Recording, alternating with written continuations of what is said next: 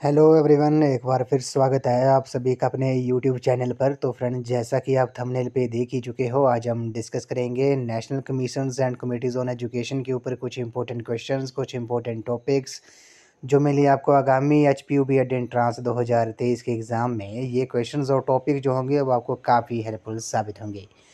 तो friends, video को शुरू करने से पहले अगर आप चैनल पे पहली बार विजिट कर रहे हो तो चैनल को सब्सक्राइब भी ज़रूर कर दें और बेल आइकन प्रेस करना ना भूलें, ताकि मेरे आने वाली हर वीडियो की नोटिफिकेशन आपके पास सबसे पहले पहुंचे। तो फ्रेंड्स, अगर आप HPU B.Ed एंट्रांस 2023 की तैयारी कर रहे हो तो इसके लिए मैंने एक अलग से प्लेलिस्ट बनाई है, जिसका जो लिंक है वो मैंने डिस्क्रिप्शन बॉक्स में दे दिया है। आप वहां पर जाकर वीडियोस देख सकते हो। वहां पर आपको HPU B.Ed एंट्रांस के रिलेटेड 100+ वीडियोस आपको देखने को मिलेंगी। तो फ्रेंड्स, आप मुझे इंस्टाग्राम पर भी फॉलो कर सकते हो। इंस्टाग्राम आईडी का जो लिंक है वो मैंने डिस्क्रिप्शन बॉक्स में दे दिया है। तो फ्रेंड्स, वीडियो को शुरू करते हैं। सबसे पहले हम बात करते हैं NCERT के बारे में। NCERT की जो फुल फॉर्म होती है वो होती है आपकी national council of education research and training. ये आपने नोट डाउन कर लेना है। अब इसको थोड़ा हम डिटेल में डिस्कस कर लेते हैं। वन लाइनर ये क्वेश्चन है, मोस्ट इंपॉर्टेंट है, आपने वीडियो पे अंत तक बने रहना है। तो NCERT की बात करते हैं। राष्ट्रीय शैक्षिक अनुसंधान और प्रशिक्षण परिषद यानी कि national council of education research and training का जो गठन था NCERT का जो गठन था वो कब हुआ था? वो 1 सितंबर 1961 को मानव संसाधन विकास मंत्रालय द्वारा किया गया। अब आपको पता होगा, मानव संसाधन विकास मंत्रालय को, ministry of human resource development को अब शिक्षा मंत्रालय के नाम से जाना जाता है। ये आपने याद रखना है। मानव संसाधन विकास मंत्रालय को अब शिक्षा मंत्रालय के नाम से जाना जाता है। तो NCERT का गठन कब हुआ था? 1 सितंबर 1961 को हुआ था। ये आपने याद रखना है। NCERT की फुल फॉर्म भी याद रखनी है, national council of education research and training. उसके बाद हम बात करते हैं CBSE के बारे में। CBSE आपको पता है, central board of secondary education, केंद्रीय माध्यमिक शिक्षा बोर्ड का जो गठन था वो 1929 में किया गया। ये भी आपने याद रखना है। इसका हेडक्वार्टर जो है वो कहाँ पर है? नई दिल्ली में है। ये आपने याद रखना है। CBSE की फुल फॉर्म क्या है? Central board of secondary education का गठन 1929 में किया गया। नेक्स्ट जो है वो आपका NCTE है। NCTE आपको पता है, national council for teacher education जो है, इसका जो गठन था वो 1973 में किया गया था। NCTE एक्ट जो था वो 1995 में पारित हुआ था। ये भी आपने याद रखना है, मोस्ट इम्पोर्टेंट है। NCTE जो था उसका गठन कब हुआ था? 1973 में हुआ था। और इसकी जो फुल फॉर्म है वो national council for teacher education है। ये भी आपने याद रखना है। उसके बाद हम बात करते हैं UGC के बारे में। UGC, जिसे यूनिवर्सिटी ग्रांट कमीशन के नाम से जाना जाता है, विश्वविद्यालय अनुदान आयोग जो था, अधिनियम जो था वो 1956 में पारित हुआ था। ये भी आपने याद रखना है। नेक्स्ट बात करते हैं केंद्रीय विद्यालय स्कूल के बारे में, KVS के बारे में। ये 1963 में इनकी स्थापना हुई थी। 1963 में ये स्थापित हुए थे। राष्ट्रीय साक्षरता मिशन मोस्ट इम्पोर्टेंट है, जिसे NLM के नाम से भी जाना जाता है। एग्ज़ाम में फुल फॉर्म भी पूछी जा सकती है। NLM की फुल फॉर्म क्या होती है? National literacy mission. ये कब शुरू हुआ था? ये 1988 में शुरू हुआ था। ये आपने याद रखना है। उसी तरह बात करते हैं मिड डे मील योजना के बारे में। मिड डे मील योजना जो थी वो 1995 में शुरू की गई थी। कब? 1995 में, 15 अगस्त 1995 को मिड डे मील योजना जो थी वो शुरू की गई थी। अब भारत की कौन सी स्टेट थी जिसने सबसे पहले मिड डे मील स्कीम को शुरू किया था? तो ये आपने याद रखना है। तमिलनाडु स्टेट ने सबसे पहले मिड डे मील स्कीम को लॉन्च किया था, शुरू की थी। उसके बाद बात करते हैं नवोदय स्कूल के बारे में, NVS के बारे में, नवोदय विद्यालय समिति के बारे में। ये 1986 में शुरू किए गए थे। ये भी आपने याद रखना है। जबकि KVS जो स्कूल थे, केंद्रीय विद्यालय संगठन जो थे, स्कूल जो थे वो 1963 में शुरू किए गए थे। बात करते हैं उसके बाद ऑपरेशन ब्लैक बोर्ड के बारे में। ऑपरेशन ब्लैक बोर्ड जो था वो 1986 में प्राथमिक विद्यालयों में शुरू किया गया था। उसी तरह राष्ट्रीय मुक्त विद्यालय यानी कि नेशनल ओपन स्कूल का जो गठन था वो 1989 में किया गया था। ये भी आपने याद रखना है। उसके बाद बात करते हैं DPEP के बारे में। DPEP आपको पता है, डिस्ट्रिक्ट प्राइमरी एजुकेशन प्रोग्राम जो था वो 1994 में शुरू किया गया था। मोस्ट इम्पोर्टेंट है, ये आपने याद रखना है। उसके बाद हम बात करते हैं IGNOU के बारे में। Indira Gandhi national open university का जो गठन था वो सितंबर 1985 में हुआ था। ये भी आपने याद रखना है, मोस्ट इम्पोर्टेंट है। IGNOU की फुल फॉर्म क्या है? Indira Gandhi national open university है। इसका जो गठन था वो सितंबर 1985 में किया गया था। उसके बाद बात करते हैं एडल्ट एजुकेशन के बारे में, प्रौढ़ शिक्षा कार्यक्रम के बारे में, एडल्ट एजुकेशन प्रोग्राम जो था वो 1978 में शुरू किया गया था। उसी तरह राष्ट्रीय शिक्षा नीति, नेशनल पॉलिसी ऑफ एजुकेशन 1986 द्वारा 10+2+3 पद्धति को लागू किया गया था, ये आपने याद रखना है। 10+2+3 पर स्ट्रक्चर जो था वो किसके द्वारा लागू किया गया था, वो राष्ट्रीय शिक्षा नीति 1986 द्वारा लागू किया गया था। अब बात करते हैं एनईपी के बारे में। एनईपी में जो स्ट्रक्चर है वो क्या है, वो भी आपको पता होना चाहिए। ये आपने नोट डाउन जरूर कर लेना है, क्योंकि ये क्वेश्चन जो है वो पूछा जाएगा एग्जाम में। 5+3+4 जो है वो आपका नेशनल एजुकेशन पॉलिसी 2020 का ये स्ट्रक्चर है, ये आपने याद रखना है। उसके बाद हम बात करते हैं, कुछ आर्टिकल्स हैं एजुकेशन से रिलेटेड, मोस्ट इम्पोर्टेंट है, ये आपने भी याद होने चाहिए, लर्न होने चाहिए, और नोट डाउन भी आपने शॉर्ट फॉर्म में नोट्स भी इनके जरूर बना लेने हैं। बात करते हैं अनुच्छेद 45 के बारे में। आर्टिकल 45 क्या कहता है, 6 से 14 वर्ष के बच्चों की निःशुल्क व अनिवार्य शिक्षा का प्रावधान है, किसमें, आर्टिकल 45 में। उसी तरह अनुच्छेद 30 में क्या कहा जाता है, अल्पसंख्यकों की शिक्षा से जुड़ा हुआ है, ये आपने याद रखना है। अनुच्छेद 46 जो है वो अनुसूचित जाति, जनजाति व कमज़ोर वर्गों की शिक्षा से जुड़ा हुआ है। अनुच्छेद 28 जो है इसमें धार्मिक शिक्षा की स्वतंत्रता का प्रावधान है, ये भी आपने याद रखना है। अनुच्छेद 350 ए जो है वो कहता है कि मातृभाषा में शिक्षा सुविधा का प्रावधान है, ये आपने याद रखना है। मातृभाषा में शिक्षा सुविधा का प्रावधान है किस आर्टिकल में, आर्टिकल 350 ए में। उसी तरह बात करते हैं आर्टिकल 351 में क्या कहा गया है कि हिंदी भाषा के विकास का प्रावधान है, ये आपने याद रखना है। हिंदी भाषा के विकास का प्रावधान है, ये अनुच्छेद 351 में कहा गया है। शिक्षा को 1976 के 42वें संविधान संशोधन द्वारा समवर्ती सूची यानी कि कंकरेंट लिस्ट में शामिल किया गया है, ये भी आपने याद रखना है।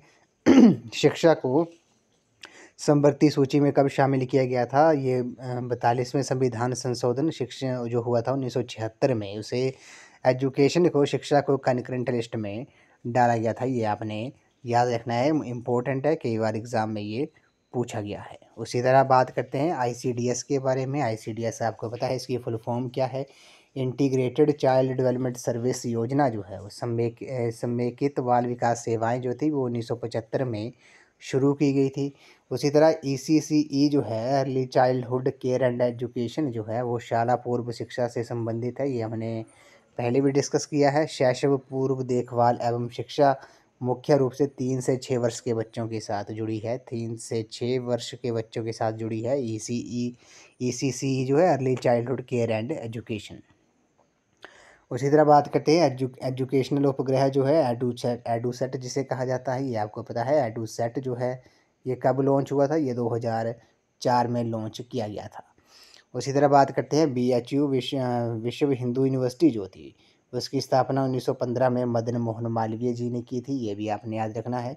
जेबी वाटसन को व्यवहारवाद यानी कि बिहेवियरिज्म का जनक कहा जाता है, ये भी आपने याद रखना है। तो ये तो कुछ हमने वन लाइनर जो इम्पोर्टेंट क्वेश्चंस थे उनके बारे में डिस्कस कर लिया। एग्ज़ाम में ये क्वेश्चंस आपको काफ़ी हेल्पफुल साबित होंगे। अब बात करते हैं कुछ इम्पोर्टेंट कमीशंस और कमेटीज़ हैं। जैसे सबसे पहले बात करते हैं कोठारी कमीशन, या जिसे भारतीय शिक्षा आयोग के नाम से भी जाना जाता है, इंडियन एजुकेशन कमीशन के नाम से भी जाना जाता है। तो बात करते हैं कोठारी कमीशन के बारे में। तो भारतीय शिक्षा कमीशन का जो गठन था वो भारत सरकार ने सन 1964 में किया। इस कमीशन के जो अध्यक्ष थे वो डॉक्टर डीएस कोठारी थे, दौलत सिंह कोठारी थे, इसलिए इसे कोठारी कमीशन के नाम से भी जाना जाता है। तो एक बात आपने याद रखनी है, कोठारी कमीशन को और किस नाम से जाना जाता है, इसे भारतीय शिक्षा आयोग, इंडियन एजुकेशन कमीशन के नाम से जाना जाता है, ये आपने याद रखना है। उसी तरह बात करते हैं इस कमीशन का जो कार्य है वो शिक्षा के राष्ट्रीय ढांचे और आम सिद्धांतों तथा नीतियों के बारे में शिक्षा के प्रत्येक स्तर पहलू के विकास के लिए सुझाव प्रस्तुत करने थे, ये आपने याद रखना है। कोठारी कमीशन ने 29 जून 1966 को अपनी रिपोर्ट जो थी वो प्रस्तुत की थी, ये भी आपने याद रखना है। सबमिट की थी अपनी रिपोर्ट, कब की थी, 29 जून 1966 को। कमीशन के जो सुझाव थे वो क्या थे, ये भी आपको पता होना चाहिए। कोठारी कमीशन के सुझाव थे कि शिक्षा का विकास होना चाहिए ताकि उत्पादन क्षमता, सामाजिक व राष्ट्रीय एकता, आधुनिकता के कार्य में तेजी आ सके। कार्यानुभव को शिक्षा के प्रत्येक स्तर पर शामिल किया जाना चाहिए, ये भी कोठारी कमीशन के सुझाव थे। माध्यमिक शिक्षा जो है वो वोकेशनल होनी चाहिए, ये कोठारी कमीशन ने सुझाव दिया था। जनता की शिक्षा के लिए एक सामान्य या साधारण विद्यालय प्रणाली जो है वो आरंभ करनी चाहिए, ये आपने याद रखना है। उसके बाद हम बात करते हैं, कुछ और सुझाव थे। शिक्षा के प्रत्येक स्तर पर सामाजिक और राष्ट्रीय सेवा को लागू किया जाना चाहिए। स्कूली और ऊंचे स्तर पर शिक्षा का माध्यम राजकीय भाषा होनी चाहिए। अंग्रेजी भाषा को स्कूली स्तर से ही बढ़ावा दिया जाना चाहिए, ये कोठारी कमीशन ने सुझाव दिए थे। उसी तरह बात करते हैं माध्यमिक शिक्षा का व्यावसायीकरण करने के लिए कमीशन ने जोरदार सिफारिश की थी। कमीशन ने अपनी रिपोर्ट को एजुकेशन एंड नेशनल डेवलपमेंट शीर्षक जो था वो प्रदान किया था। तो ये आपने मोस्ट इम्पोर्टेंट है, ये क्वेश्चन जो है वो कई पिछली बार भी पूछा गया था। आई थिंक ये कई बार पूछा गया है एचपीयूबी द्वारा कि कमीशन ने, कोठारी कमीशन ने अपनी रिपोर्ट को जो टाइटल दिया था वो क्या दिया था, वो दिया था एजुकेशन एंड नेशनल डेवलपमेंट, शिक्षा और राष्ट्रीय विकास जो था वो शीर्षक दिया था कोठारी कमीशन ने अपनी रिपोर्ट को, ये आपने याद रखना है। कोठारी कमीशन ने 10+2+3 शिक्षा का जो ढांचा था वो संपूर्ण देश में अपनाए जाने की सिफारिश की थी। शिक्षा को उत्पादकता से जोड़ा जाए, ये भी सुझाव दिया था। किसने दिया था? कोठारी कमीशन ने दिया था। तो यहाँ से जो क्वेश्चन है आपको मोस्ट इम्पोर्टेंट है वो है कि कोठारी कमीशन ने अपनी रिपोर्ट को जो टाइटल दिया था, शीर्षक दिया था, वो क्या दिया था? वो एजुकेशन एंड नेशनल डेवलपमेंट जो शीर्षक जो था वो कोठारी कमीशन ने दिया था। उसके बाद हम बात करते हैं राष्ट्रीय शिक्षा नीति 1968 के बारे में। आपको पता है 1968 में भी राष्ट्रीय शिक्षा नीति आई थी। तो भारत में 1968 की जो राष्ट्रीय नीति को स्वतंत्रता के बाद शिक्षा के इतिहास में महत्वपूर्ण स्थान प्राप्त है, ये आपको पता है। वर्तमान और भविष्य के लिए शिक्षा एक अद्वितीय निवेश है। ये मूलभूत सिद्धांत शिक्षा की राष्ट्रीय नीति की कुंजी है।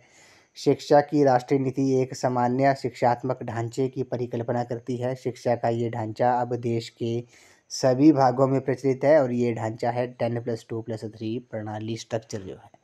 समानता को बढ़ावा देने के लिए सभी को सभी प्रकार के समान अवसर प्रदान किए जाने की आवश्यकता है। ये ज्ञान कोर पाठ्यक्रम द्वारा अर्जित किया जाएगा। ये किसने कहा है? एनईपी 1968 ने कहा है, ये आपने याद रखना है। उसके बाद बात करते हैं राष्ट्रीय शिक्षा नीति 1986 के बारे में। राष्ट्रीय शिक्षा नीति 1986 जो है वो क्या कहती है? इस कमेटी का जो शीर्षक था वो कि शिक्षा की चुनौती एक नीति दस्तावेज। तो ये आपने टाइटल याद रखना है। एनईपी 1986 का जो टाइटल था वो क्या था? वो था कि शिक्षा की चुनौती एक नीति दस्तावेज। ये जो था वो एनईपी 1986 का ये टाइटल था। उसके बाद बात करते हैं कमेटी ने अपनी रिपोर्ट में शिक्षा को व्यंग्य न मानकर एक निवेश माना है, ये आपने याद रखना है। सर्वप्रथम इस नई शिक्षा नीति की घोषणा भारत के तत्कालीन प्रधानमंत्री राजीव गांधी ने 5 जनवरी 1985 को राष्ट्र के नाम अपने प्रसारण में की थी। तो ये आपने याद रखना है। जो एनईपी 1986 थी वो सर्वप्रथम इसकी नीति की जो घोषणा थी वो भारत के तत्कालीन प्रधानमंत्री, उस समय के प्रधानमंत्री श्री राजीव गांधी ने 5 जनवरी 1985 को राष्ट्र के नाम अपने प्रसारण में की थी। इस नीति के अनुसार शिक्षा के द्वारा मस्तिष्क और आत्मा की आज़ादी, वैज्ञानिक दृष्टिकोण और एवं राष्ट्रीय सद्भावना को विकसित किया जाता है, ये आपने याद रखना है।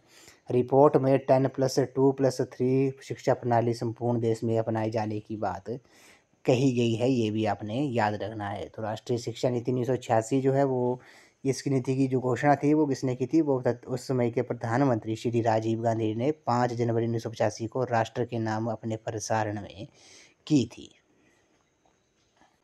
उसके बाद बात करते हैं राष्ट्रीय शिक्षा नीति 2020 के बारे में। एनईपी 2020 के बारे में बात करते हैं। भारत सरकार द्वारा 29 जुलाई 2020 को राष्ट्रीय शिक्षा नीति एनईपी 2020 को मंजूरी प्रदान की गई तथा मानव संसाधन विकास मंत्रालय का जो नाम था वो बदलकर शिक्षा मंत्रालय कर दिया गया, ये आपने याद रखना है।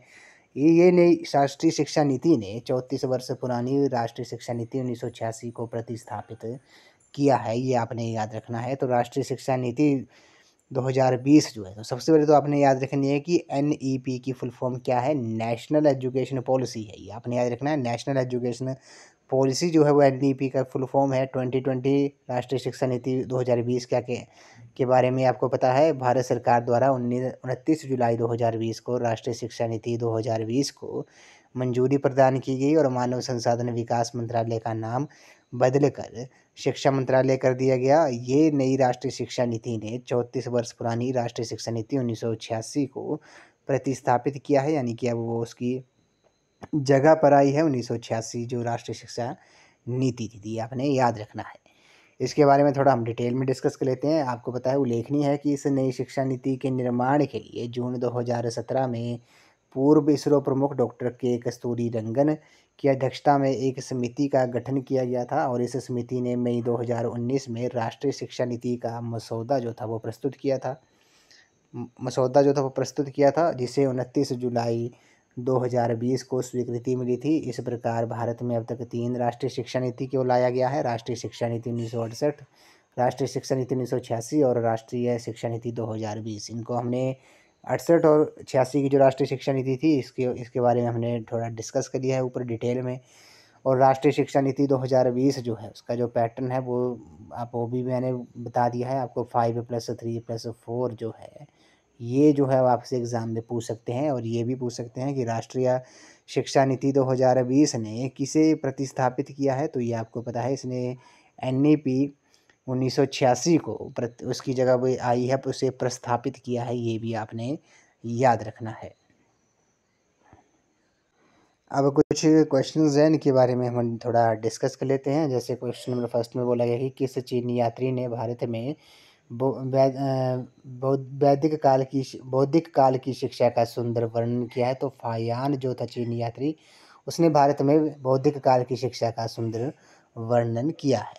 अगले प्रश्न में चलते हैं। वैदिक काल में शिक्षा के पाठ्यक्रम के विषय जो थे वो डैश थे, वो क्या क्या थे वो आपको बताया। वो दर्शन थे, व्याकरण था, ज्योतिष शास्त्र था। तो तीनों सही हैं, ऑप्शन नंबर डी इस क्वेश्चन का करेक्ट आंसर है। अगले प्रश्न में चलते हैं। वैदिक काल में शिक्षा का जो माध्यम था वो क्या था? मोस्ट इंपॉर्टेंट क्वेश्चन है। तो वैदिक काल में शिक्षा का जो माध्यम था वो संस्कृत था, ये आपने याद रखना है। ऑप्शन नंबर सी इस क्वेश्चन का करेक्ट आंसर है।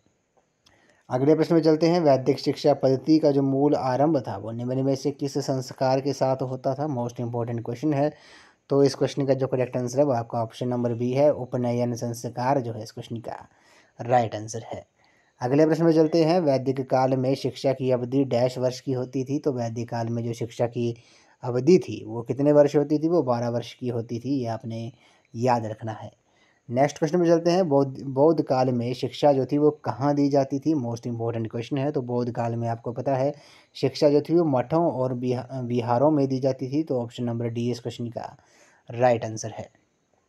अगले प्रश्न में चलते हैं। पतंजलि और भृतहरि किस काल के विद्वान थे? तो पतंजलि और भृतहरि जो थे वो किस काल के विद्वान थे? वो आपको पता है वो बौद्ध काल के विद्वान थे। अगले प्रश्न में चलते हैं। मध्यकालीन युग में भारतीय शिक्षा का जो माध्यम था वे क्या था? तो मध्यकालीन युग में भारतीय शिक्षा का जो माध्यम था वे अरबी और फारसी था, ये आपने याद रखना है। ऑप्शन नंबर सी इस क्वेश्चन का करेक्ट आंसर है। अगले प्रश्न में चलते हैं। भारत में आधुनिक शिक्षा तथा इसके विकास का जो श्रेय है वे किसे जाता है? तो इस क्वेश्चन का जो करेक्ट आंसर होगा वो आपका ऑप्शन नंबर बी होगा, ब्रिटिश को जाता है। अगला प्रश्न है। किस व्यक्ति को भारत की आधुनिक शिक्षा का जन्मदाता कहा जा सकता है? तो इस क्वेश्चन का जो करेक्ट आंसर होगा वो आपका ऑप्शन नंबर सी है, चार्ल्स वुड को भारत की आधुनिक शिक्षा का जन्मदाता कहा जा सकता है। अगले प्रश्न में चलते हैं। भारत में प्रथम विश्वविद्यालय की स्थापना कब की गई थी? तो भारत में जो पहली यूनिवर्सिटी थी उसकी जो स्थापना थी वो कब की गई थी? इस क्वेश्चन का जो करेक्ट आंसर है वो आपका ऑप्शन नंबर ए है, 1856 में। अगले प्रश्न में चलते हैं। राष्ट्रीय शिक्षा नीति 1986 ने शिक्षा को क्या माना है? मोस्ट इंपॉर्टेंट क्वेश्चन है। इस क्वेश्चन का जो करेक्ट आंसर होगा वो आपका ऑप्शन नंबर डी है। राष्ट्रीय शिक्षा नीति ने 1986 ने शिक्षा को निवेश माना है। अगले प्रश्न पे चलते हैं। माध्यमिक शिक्षा हमारे शिक्षा ढांचे की सबसे कमज़ोर कड़ी है, ये जो कथन था वो निम्न में से किसका था? तो ये आपको पता है ये विश्वविद्यालय शिक्षा आयोग का कथन था कि माध्यमिक शिक्षा हमारे विकास शिक्षा ढांचे की सबसे कमज़ोर कड़ी है। अगले प्रश्न में चलते हैं। इसमें बोला गया है कि बौद्ध काल में शिक्षा का प्रबंध किसके द्वारा किया जाता था? तो बौद्ध काल में जो शिक्षा का प्रबंध था वो बौद्ध फेडरेशनों द्वारा किया जाता था। अगले प्रश्न में चलते हैं। भारत में रीजनल कॉलेज ऑफ एजुकेशन कितने हैं? तो भारत में जो रीजनल कॉलेज ऑफ एजुकेशन है वो 4 है, ये आपने याद रखना है। अगले प्रश्न में चलते हैं। इग्नू का जो मुख्यालय है, Indira Gandhi national open university का मुख्यालय नई दिल्ली में है। 1985 में इसकी स्थापना हुई थी। ऑप्शन नंबर सी इस क्वेश्चन का राइट आंसर है। अगले प्रश्न पे चलते हैं। तक्षशिला और नालंदा उच्चतर शिक्षा के महान केंद्र किस काल में थे? तो ये आपको पता है, ये किस काल में थे तक्षशिला और नालंदा उच्चतर शिक्षा? ये आपके बौद्ध काल के थे। ऑप्शन नंबर बी इस क्वेश्चन का राइट आंसर है। अगले प्रश्न पे चलते हैं। इसमें बोला गया कि मनु किस काल का महान विद्वान था? जो मनु मनु भगवान थे वो किस काल के महान विद्वान थे? इस क्वेश्चन का जो करेक्ट आंसर है वो आपका ऑप्शन नंबर ए है, वैदिक काल की। अगले प्रश्न पे चलते हैं। भारतीय शिक्षा आयोग 1964-66 के जो चेयरमैन थे वो कौन थे? वो दौलत सिंह कोठारी थे, डॉक्टर दौलत सिंह कोठारी, डीएस कोठारी जो है इस क्वेश्चन का करेक्ट आंसर है। अगले प्रश्न पे चलते हैं। कोठारी आयोग ने शिक्षा के किस स्तर में के बारे में अपने सुझाव दिए थे? तो क्वेश्चन नंबर 20 का जो करेक्ट आंसर है वो आपका ऑप्शन नंबर डी है। उपरोक्त सभी स्तर, प्राथमिक स्तर हो गया, माध्यमिक स्तर हो गया, विश्वविद्यालय स्तर हो गया। नेक्स्ट क्वेश्चन पे चलते हैं। क्वेश्चन नंबर 21 में बोला गया है कि किसकी सिफारिशों के फलस्वरूप नगर पालिकाओं एवं लोकल बोर्डों को प्राथमिक शालाओं का प्रबंध करने का जो अधिकार था वो दिया गया था? क्वेश्चन नंबर 21 का जो राइट आंसर है वो आपका ऑप्शन नंबर है, हंटर कमीशन, जो 1882 में आया था। क्वेश्चन नंबर 22 पे चलते हैं। संस्कृत या अरबी सीखने की अपेक्षा अंग्रेजी भाषा सीखना अधिक सरल है, निम्न में से ये कथन जो था वो किसका था? क्वेश्चन नंबर 22 का जो राइट आंसर है वो आपका ऑप्शन नंबर सी है, लॉर्ड मैकॉले ने कहा था। लॉर्ड मैकॉले जो है वो अंग्रेजी भाषा को काफ़ी महत्व देते थे, ये आपने याद रखना है। अगले प्रश्न में चलते हैं। कौन से मुगल शासक ने एक ग्रंथालय की स्थापना की थी? तो किस मुगल शासक ने ग्रंथालय की स्थापना की थी? तो हुमायूं जो है इस क्वेश्चन का राइट आंसर है। इस वीडियो को ये लास्ट क्वेश्चन है। वैदिक काल में गुरुकुल स्थित होते थे, कहाँ स्थित होते थे? वैदिक काल में गुरुकुल जो होते थे वो आपको पता है वे पहाड़ियों और जंगलों के शांत वातावरण में वैदिक काल में गुरुकुल जो थे वो स्थित होते थे। तो ऑप्शन नंबर बी जो है इस क्वेश्चन का राइट आंसर है। तो फ्रेंड्स आज की इस वीडियो में बस इतना ही। आज हमने national commissions and committees on education के कुछ इंपॉर्टेंट क्वेश्चंस, कुछ इंपॉर्टेंट टॉपिक्स डिटेल में डिस्कस किए, जो आपको आने वाले एग्ज़ाम HPU B.Ed एंट्रांस 2023 के एग्ज़ाम में ये क्वेश्चंस और टॉपिक जो होंगे वो आपको काफ़ी हेल्पफुल साबित होंगे। तो फ्रेंड्स अगर आप HPU B.Ed एंट्रांस 2023 की तैयारी कर रहे हो तो इसके लिए मैंने एक अलग से प्लेलिस्ट बनाई है, जिसका जो लिंक है वो मैंने डिस्क्रिप्शन बॉक्स में दे दिया है। आप वहाँ पर जाकर वीडियोस देख सकते हो। वहाँ पर आपको HPU B.Ed एंट्रांस के रिलेटेड 100+ वीडियोस आपको देखने को मिलेंगी। सभी सेक्शंस की वीडियोस आपको वहाँ देखने को मिलेंगी। National commissions and committees on education, teaching aptitude and attitude, HPGK, Hindi, English, maths, reasoning, current affairs की वीडियोस जो आपको वहाँ देखने को मिलेंगी। तो आपने प्लेलिस्ट में जाकर वीडियोस ज़रूर देख लेनी है। तो फ्रेंड्स आई होप आपको ये वीडियो पसंद आई होगी। तो वीडियो को लाइक, शेयर एंड कमेंट ज़रूर कर दें और बेल आइकन प्रेस करना ना भूलें, ताकि मेरे आने वाले हर वीडियो की नोटिफिकेशन आपके पास सबसे पहले पहुँचे। तो आज की इस वीडियो में बस इतना ही फ्रेंड्स। अगर वीडियो आपको अच्छी लगी है तो वीडियो को लाइक, शेयर एंड कमेंट जरूर कर दें। आप मुझे इंस्टाग्राम पर भी फॉलो कर सकते हो। इंस्टाग्राम ID का जो लिंक है वो मैंने डिस्क्रिप्शन बॉक्स में दे दिया है। तो आज की इस वीडियो में बस इतना ही। तो थैंक यू फ्रेंड्स।